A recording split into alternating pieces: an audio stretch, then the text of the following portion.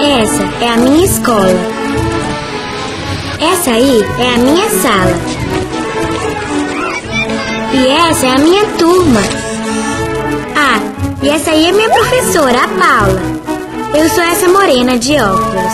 Não essa aí, a outra. Mais pro lado. Aí. Eu sei que eu tô com uma cara meio assustada, mas o Pedro, esse aí, logo atrás de mim, resolveu me dar um susto, bem na hora da foto. A gente é amigo há um tempão. Sabe essas pessoas que adoram coordenar tudo? Pois esse é o Pedro. A professora é quem vive dizendo: esse Pedro, um dia ele ainda vai ser presidente desse país. Ih, já imaginou o Pedro presidente? Essa aí do lado do Pedro é a minha melhor amiga, a Clara. Nós somos inseparáveis. A gente fez até um pacto de amizade. E a gente combinou que vai ter a mesma profissão: astronauta. E aí estamos nós, 2 astronautas e um presidente, juntos, prontos para o que der e vier. Felizes, porque naquele exato momento começavam nossas férias. Isso mesmo, férias! Aquele período sem aula, quando a gente pode acordar tarde e brincar o dia inteirinho. Férias! A Clara ia passar as férias na casa dos primos, numa cidade super grande. É um lugar tão longe, mas tão longe, que até a hora é diferente. O Pedro ia passar férias no sítio do avô. Ele tem um avô de verdade, desses que a gente só vê nos livros, sabe? E além de tudo, o avô dele faz o melhor biscoito de chocolate do mundo. E eu, bem, enquanto todo mundo se divertia, eu ia ficar em casa, sozinha, abandonada, vendo horas e horas e horas de TV. Mas naquela última foto, no último dia de aula, nada disso importava. E foi naquele exato momento, alguns segundos antes daquele susto que o chatinho do Pedro ainda ia me dar, que nós 3 fizemos um pacto. A gente ia registrar tudinho durante as férias, para depois publicar no blog da escola. Uma espécie de diário que a gente tinha criado na internet com a ajuda da professora. E é essa história que a gente conta agora. As aventuras de 2 futuras astronautas e um futuro presidente nas férias. Diário do Pedro, primeiro dia de férias. Achei tudo esquisito. O pé de jabuticaba, onde eu montei meu esconderijo secreto da última vez, parecia menor. O velho cachorro de estimação do meu avô tinha morrido. E a perestroika tinha aumentado a família. Mas o mais estranho foi ver o riacho que passa atrás da casa do meu avô. Parecia que o rio tinha perdido fôlego. E tava assim, meio com preguiça, sabe? Aí, na primeira noite, meu avô reuniu os primos na cozinha para dar a notícia. O rio onde a gente adorava nadar está morrendo. Diário da Clara, primeiro dia de férias. Minha tia é enfermeira. Ela trabalha no hospital só pra gente mais velhinha, como meu avô. Assim, um tipo de asilo, sabe? Eu nunca tinha ido num lugar assim. Algumas pessoas moram aqui porque não tem ninguém pra tomar conta delas em casa. Eu voltei pra casa meio triste. Diário da Bel. Terceiro dia sentada no sofá amarelo da minha mãe. Se continuasse assim, ele ia ficar branco de tanto usar. A pipoca acabou e eu resolvi comprar picolé. No caminho da padaria, que fica do outro lado do bairro, eu percebi que tinha uma coisa diferente. As ruas estavam vazias, mas as janelas das casas abertas. E em todas as casas eu vi a mesma cena. Crianças de pijama e chinelo sentadas em sofás amarelos vendo TV e comendo pipoca. Peraí, tem uma coisa errada nessa história. Eu já não aguentava mais tanta tristeza. O sabiá estava desafinado. A perestroika, coitada, dava até dó. Nem o biscoito do meu avô era o mesmo. Eu precisava fazer alguma coisa. E foi no quarto dia de férias que eu, a Clara e o Pedro, cada um no cantinho do Brasil, se lembrou do que a professora disse naquele último dia de aula. Crianças, nessas férias, eu quero que cada um de vocês faça algo de bom para a sociedade, certo? O Pedro, que além da mania de liderar, adorava explicar as coisas, disse que sociedade era um conjunto de pessoas que compartilhava propósitos, preocupações e costumes. Ele disse também que ele e a Clara fazemos parte de uma mesma sociedade. Sei não. Esse negócio de compartilhar costumes, propósitos e preocupações não estava me convencendo. Afinal, o que eu, uma futura astronauta que adora amarelo e odeia rosa, ama queijo com goiabada e quer dar a volta ao mundo, pode ter em comum com um garoto chatinho que é fanático por futebol, é louco por dicionário, acha que blusa roxa e calça amarela estão na moda e ainda por cima, escuta música clássica? Nem acredito que a Bel teve coragem de fazer uma pergunta como essa. Logo ela, que é ótima em história, está careca de saber que nós vivemos em sociedade.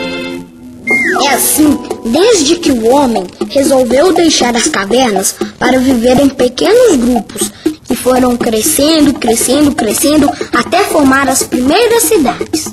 E para viver em grupos, o homem teve que se organizar e criar umas regras. Bem, mas o importante é que no nosso quarto dia de férias, eu, a Bel e a Clara lembramos do que a professora tinha dito.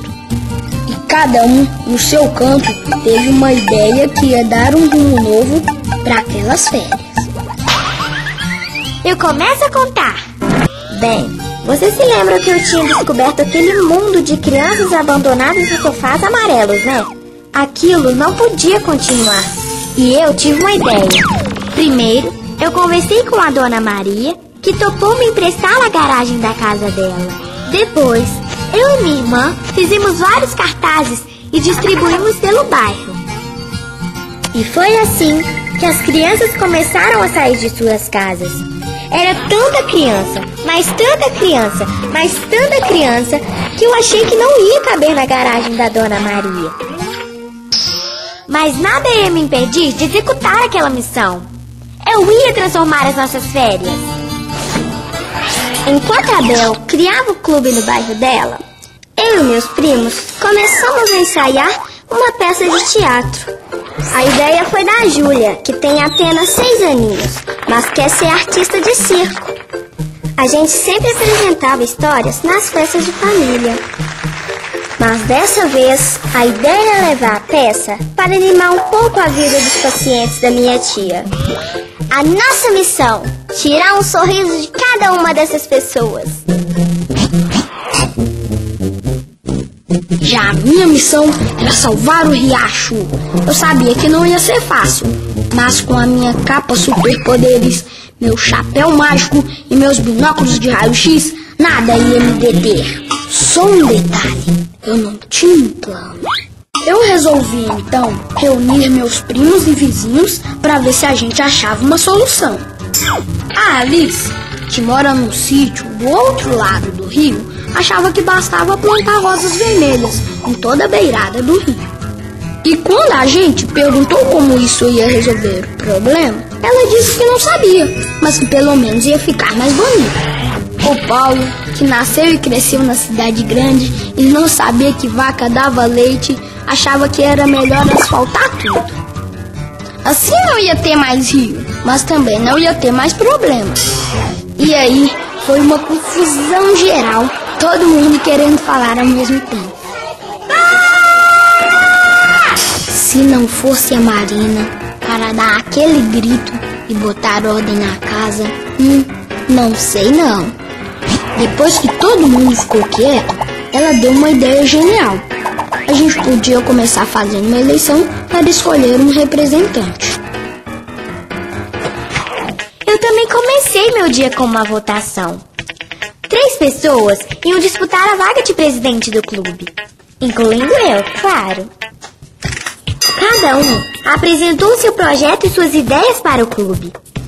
Algumas tão originais como as flores da Alice.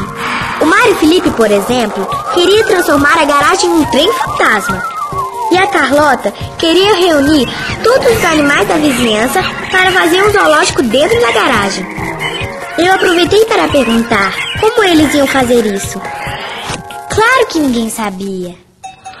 Já a minha proposta era fazer um mutirão para juntar um monte de brinquedos, livros e jogos para criar uma central de passatempo.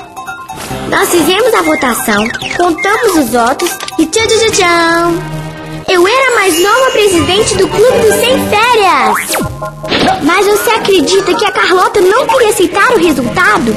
Ah, se o Pedro estivesse lá, ia dar uma aula sobre democracia para ela. Ah, ia mesmo. E tem mais, eu ainda ia repetir pra ela aquele discurso quando fui eleito líder de classe, lembra? Através do voto, vocês me elegeram o representante de vocês. Isso, meus amigos, é democracia. E eu prometo cumprir minha função, trabalhar pelo bem de cada um de vocês. Aliás, eu usei esse mesmo discurso para comemorar também o meu novo posto, presidente do Grupo de Salvamento do Riacho. Eu fui eleito o representante do grupo e tinha muito trabalho pela frente. Mas não era só o Pedro que andava ocupado. Eu e meus primos decidimos levantar um dinheiro para fazer o cenário e as roupas da peça e para preparar um lanchinho para os pacientes da minha tia. A gente juntou um tanto de coisa velha e montou uma barraca no meio da feira. E enquanto os feirantes vendiam pepino, cenoura e tomate, a gente resolveu vender histórias. No começo, todo mundo achou estranho, mas aí as pessoas foram chegando. Era uma vez uma estrelinha que vivia pulando no céu. Quando caiu na terra, se machucou. Eu quase perdi a voz de tanto contar histórias. Mas valeu a pena. No final, o nosso cofrinho ficou cheio.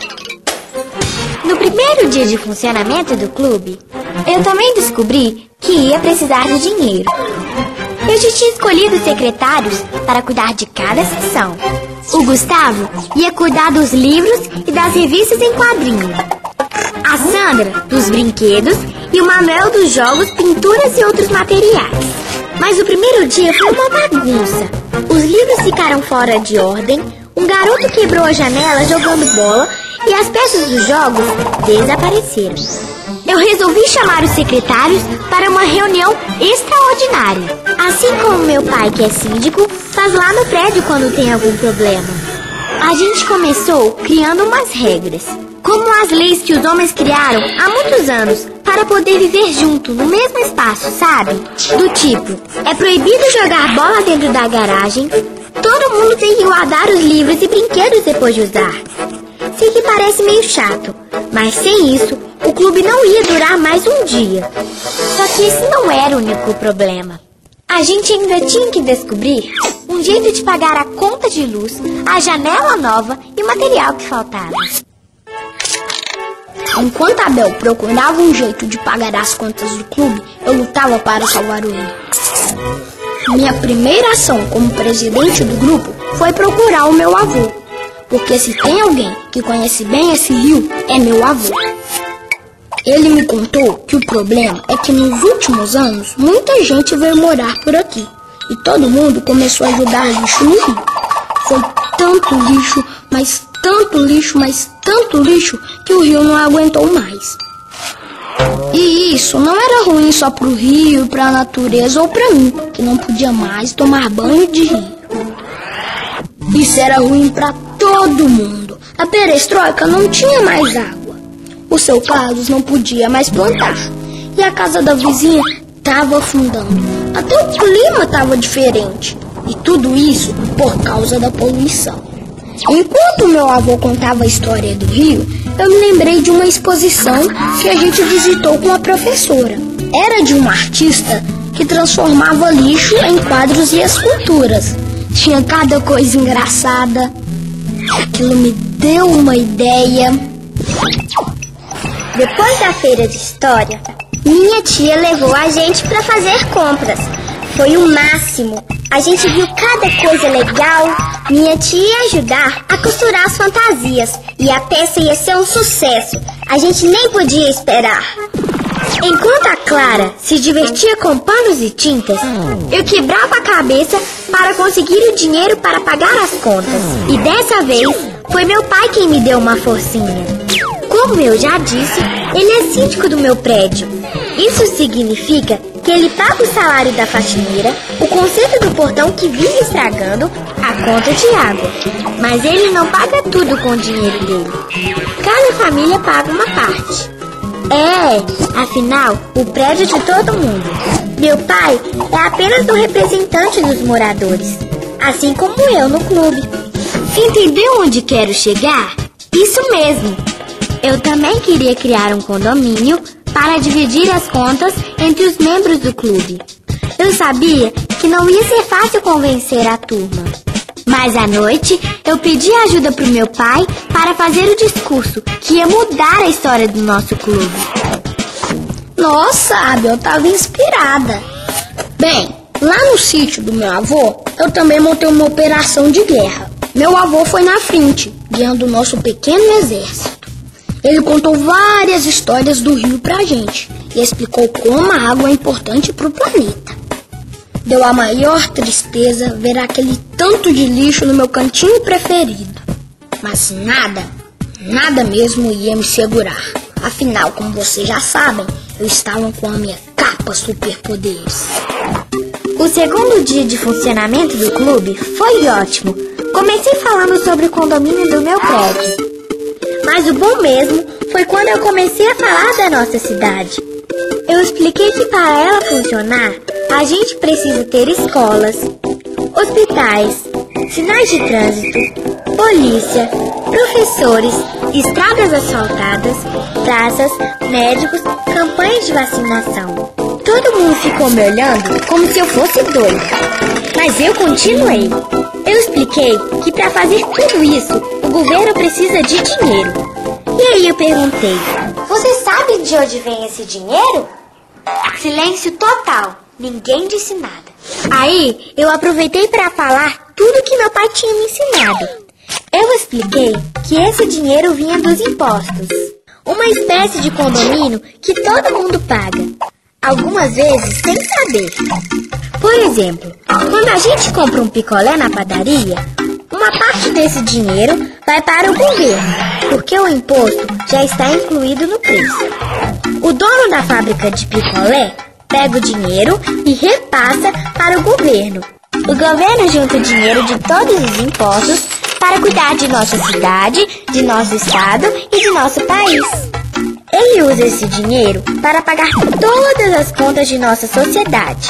Por exemplo, para construir estradas, pagar o salário da nossa professora ou manter as ruas limpas. Bravo, Bel, bravo! Esses anos de convivência com Pedro te fizeram bem. Eu prometo votar em você na próxima eleição para líder de classe. Muito engraçadinha. Bem, enquanto a Bel dava uma de presidente no clube do Sem Férias, eu botava em prática a segunda parte do nosso plano: convencer os moradores a não jogar lixo no rio. E isso ia ser mais difícil do que juntar o lixo. Nem a minha super capa ia ajudar. Mas lá fomos nós, de sítio em sítio, de morador em morador. A maioria entendeu o recado, mas o seu Manuel, o seu Manuel é o vizinho que mora do lado da casa do meu avô. Sabe dessas pessoas que reclamam de tudo? Pois esse é o seu Manuel. Ele reclama do calor, dos mosquitos e até do canto do passarinho. Mas o esporte preferido do seu Manuel é reclamar do governo. Eu pago tanto imposto e o governo não faz nada. Onde estão os meus direitos? O problema é que seu Manuel fala muito em direitos, mas acho que ele nunca ouviu falar em deveres. Como o dever de cuidar do meio ambiente e de respeitar os outros. Ele é a pessoa da região que mais joga lixo no rio. Eu tentei explicar para o seu Manuel que ele também precisava fazer a parte dele, cuidar do que é nosso. Porque a gente vive na mesma sociedade e é a gente que paga a conta. Agora você falou que nem a professora, Pedro, quando ela diz que a gente tem que cuidar das carteiras da escola. É mesmo. Mas não era só o Pedro que estava tendo dificuldades. Depois de explicar a história dos impostos para os membros do Clube do Sem Férias, eu mostrei as nossas contas. Eu propus que a gente dividisse aquelas contas entre todos, assim como os moradores de uma cidade dividem as contas comuns. Eu já tinha somado tudo. Cada um ia ter que pagar R$1. A primeira reação até que foi boa, mas de repente, um garoto lá no fundo da sala levantou a mão e perguntou: Mas, Bel, meu pai tá desempregado e eu não tenho dinheiro. E o pior, outros 4 garotos também não podiam pagar o nosso imposto. Eu estava preparada para tudo, menos para aquilo. A situação com o seu Manuel também estava difícil. Eu estava quase perdendo os meus poderes. Mas eu não podia me render. Eu tinha que reagir.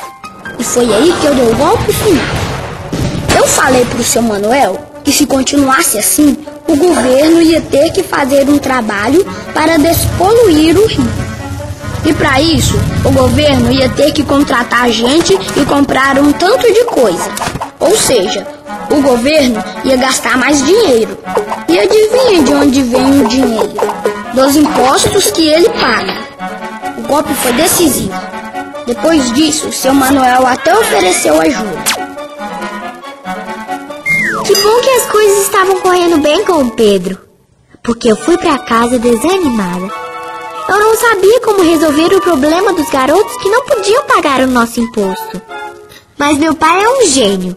No jantar, ele me explicou que existem impostos que são diferentes para cada pessoa. Quem ganha mais, paga mais. Por exemplo, existe um imposto que é cobrado de quem trabalha. Só que o valor depende do quanto o trabalhador ganha. E tem gente que nem tem que pagar.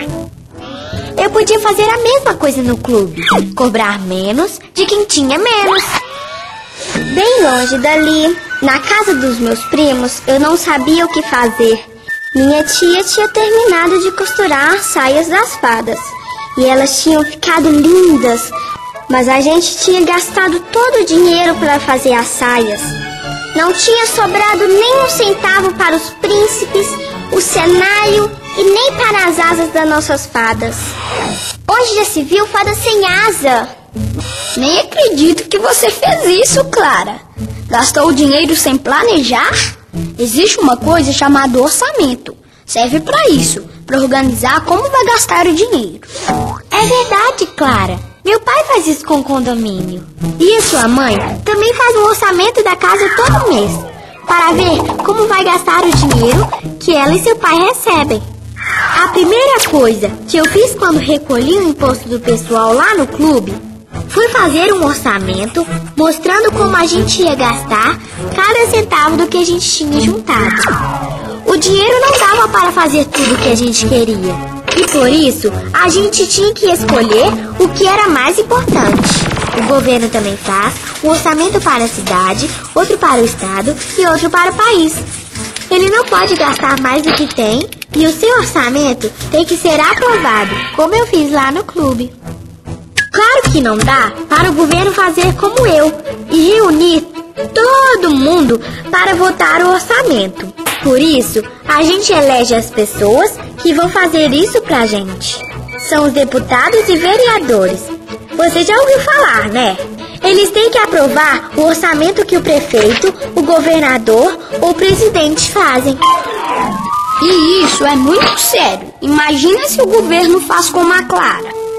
Aí ele gasta muito construindo escolas E não sobra dinheiro para pagar o salário da nossa professora? Escola sem professor é pior do que fada sem asa, né? Só que existem leis que não deixam isso acontecer. E o governo tem que prestar contas, mostrar pra gente como ele investe o dinheiro. Afinal, o dinheiro é de todos nós. Mas peraí, tá faltando o final dessa história. Eu ainda nem contei que mesmo sem as asas, a peça foi o máximo. E os pacientes da minha tia ficaram super felizes. A gente usou papel, sucata e resto de linha e tecido para fazer o cenário e a roupa do príncipe. Ficou assim, bem diferente das saias, mas minha tia disse que ficou moderno. O Clube dos Sem Férias também foi um sucesso.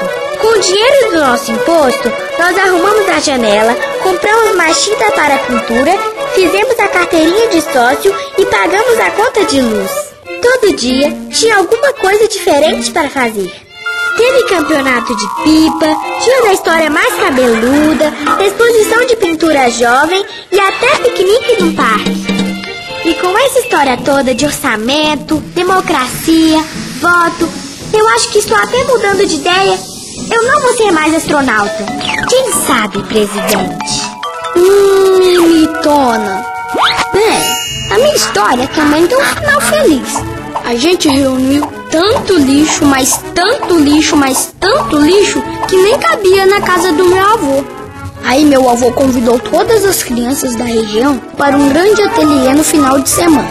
E a gente fez que nem aquela artista. Criou obra de arte a partir do lixo. Todo mundo adorou transformar garrafas, latas, papel velho e sucata em jogo, barraca, enfeite e flor. Meu avô ficou emocionado. O sabiá voltou a cantar, a perestroika ficou animada e até os biscoitos voltaram a sorrir. É verdade que o rio da casa do meu avô ainda estava poluído, mas pelo menos ninguém ia jogar mais lixo nele. E todo mundo, até o teimoso do seu Manuel, aprendeu que viver em sociedade significa ter direitos. Mas com os direitos, vem também os deveres. E que isso tem um nome: cidadania.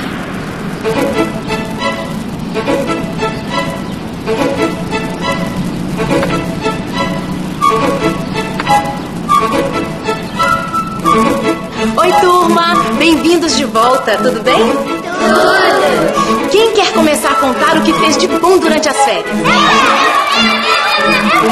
Eu fui passear na fazenda do meu avô, só que eu fiquei muito...